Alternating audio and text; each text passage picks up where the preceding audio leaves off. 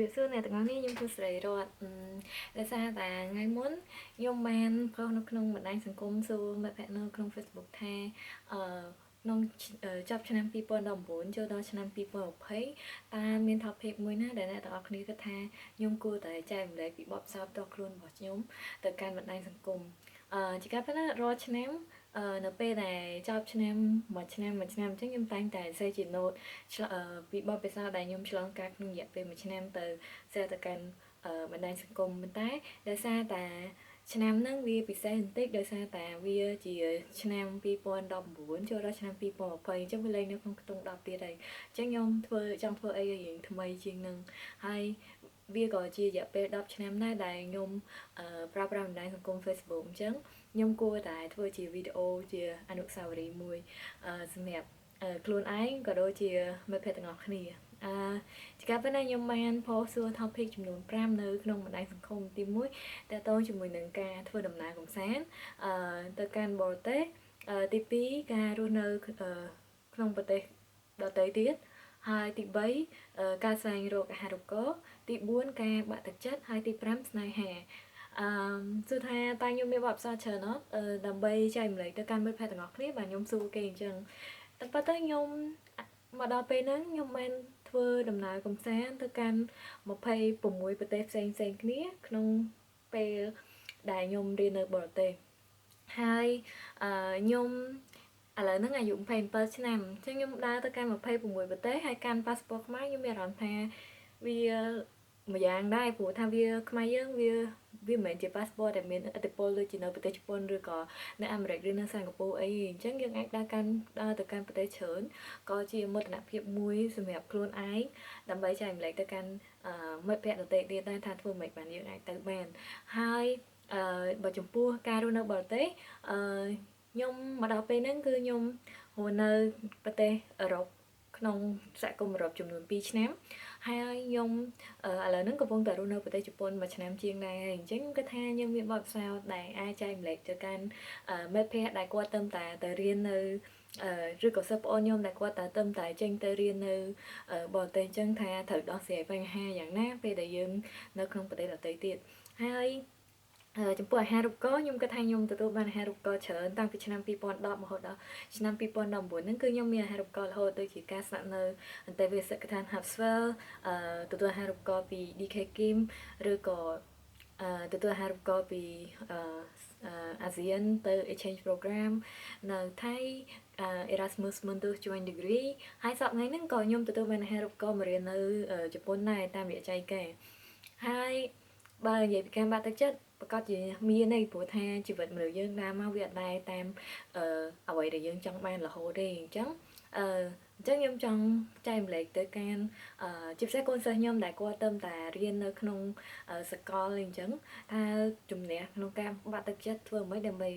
ដើរបន្តទៅមុខទៀតឬក៏ធ្វើម៉េចដើម្បីជំនះ depression ព្រោះជីវិតមនុស្សយើងនៅរយៈពេលគេហៅថា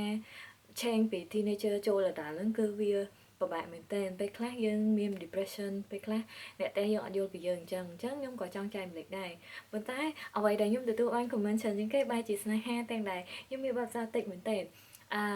ចំពោះស្នេហាខ្ញុំដូចគេឯងអញ្ចឹងគឺមានក្តីស្រឡាញ់ដូចក្រាស់គេខូចចិត្តជាដើមប៉ុន្តែអូខេបើសិនជាមានអ្នកចង់ស្ដាប់ខ្ញុំនិយាយតាក់ទងស្នេហាខ្ញុំក៏ហ៊ាននិយាយដែរព្រោះថាធ្វើតែខ្ញុំអត់មានបទពិសោធន៍ច្រើនក្នុងការតាក់ទងមនុស្សឬក៏តាក់ទងអ្នកដែលសង្សារច្រើនដូចគេឬក៏ sweet romantic អីដូចគេប៉ុន្តែខ្ញុំមានបទពិសោធន៍ខ្លះដែលខ្ញុំអាចចែករំលែកបានរាល់ថ្ងៃនេះខ្ញុំក៏មានស្នេហាដែរហើយខ្ញុំមានមនុស្សដែលខ្ញុំស្រឡាញ់ហើយខ្ញុំគិតថាគាត់គឺជាមនុស្សដែលអាចតាក់ទងខ្ញុំទៅថ្ងៃអនាគតបានឬក៏អាចផ្ដល់ក្តីសុខឲ្យខ្ញុំក្នុងថ្ងៃអនាគតតាមពិតទៅខ្ញុំអត់មាន criteria ច្រើនអីដើម្បីជ្រើសរើសយកមនុស្សដែលខ្ញុំស្រឡាញ់ទេបើមើលទៅខ្ញុំគឺជាមនុស្សរើសខ្លាំងតាមពិតខ្ញុំអត់ជ្រើសរើសច្រើនទេខ្ញុំមើលទៅលើតែចំណុច3ដែលសំខាន់ទេទី1ថាតើគាត់ស្រឡាញ់ខ្ញុំប៉ុណ្ណាហើយទី2តើគាត់ព្យាយាមយល់ពីខ្ញុំឬក៏លះបង់ដើម្បីខ្ញុំអត់ហើយទី3អត្តចរិតរបស់គាត់និងអត្តចរិតរបស់ខ្ញុំអាចនៅជាមួយគ្នាបានអត់ខ្ញុំដឹងថាអត្តចរិតរបស់ខ្ញុំវាមិនមែនជាភាពងាយស្រួលសម្រាប់ឲ្យមនុស្សដទៃទៀតមកយកស្របមួយខ្ញុំឬក៏ nhung cơ chìm được ca chân ấy bên tay bớt sân gì mình được dương sờ lạnh khi mét cứ nằm phi diêm vô việc này hai nhưng miền đặc bay chùm lệch nâng nghỉ bên tay ở vậy là những cách tha sầm khăn chứ nước cứ ca chay một lệch phương mấy ban dương luôn nơi đau sẽ bài chất hai có đôi chỉ tụi bay dương single rồi in lệ sân xếp ta dương phương mấy đặc bay ai sẽ bài chất luôn ai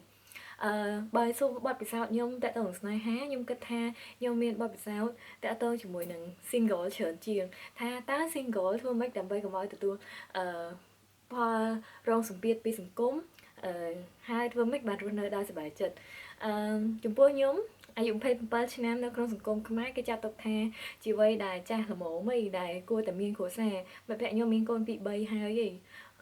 កូនគេចូលរៀនទៀតហើយខ្ញុំនៅតែជាសិស្សដដែលប៉ុន្តែខ្ញុំអត់ខូចចិត្តរឿងហ្នឹងទេព្រោះខ្ញុំគិតថាពេលវេលារបស់ខ្ញុំគឺខុសពីអ្នកដទៃហើយបទពិសោធន៍របស់ខ្ញុំក៏ខុសពី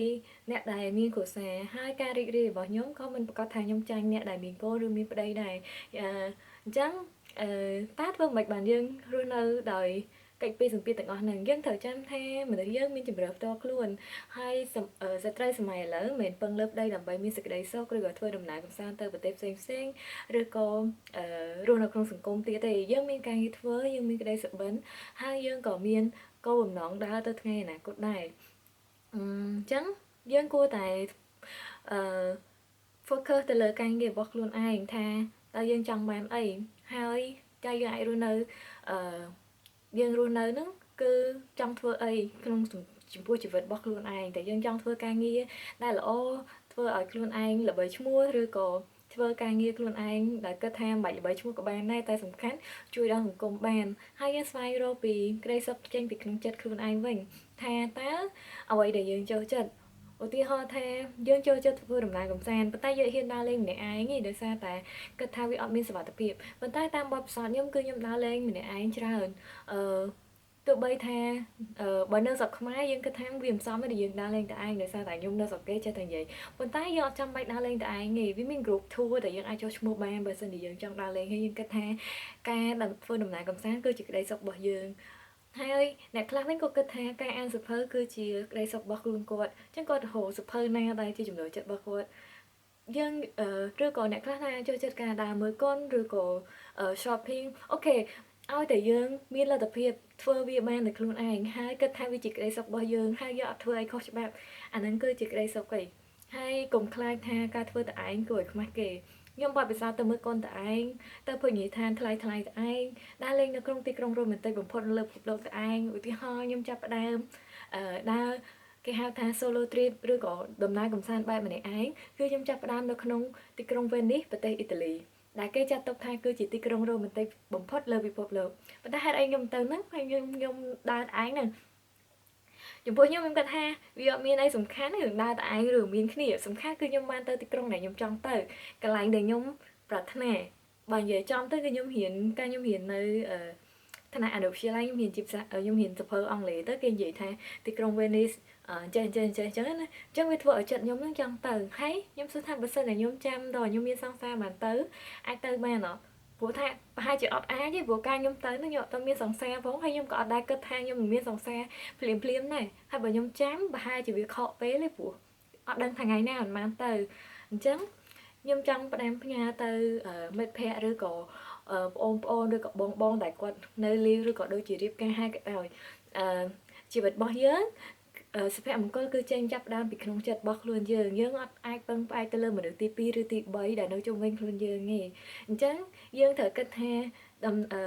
ធ្វើម៉េចឲ្យខ្លួនឯងសុខចិត្តអត់ខុសច្បាប់ហើយរស់នៅដោយមិនពឹងផ្អែកទៅលើអ្នកដទៃខ្លាំងពេកទោះបីជាយើងត្រូវធ្វើម៉េចឲ្យជីវិតយើងគិតថាទោះបីជាយើងមានម្នាក់នឹងឬក៏អត់គឺស្តង់ដារជីវិតរបស់យើងគឺនៅរក្សាដដែលហើយ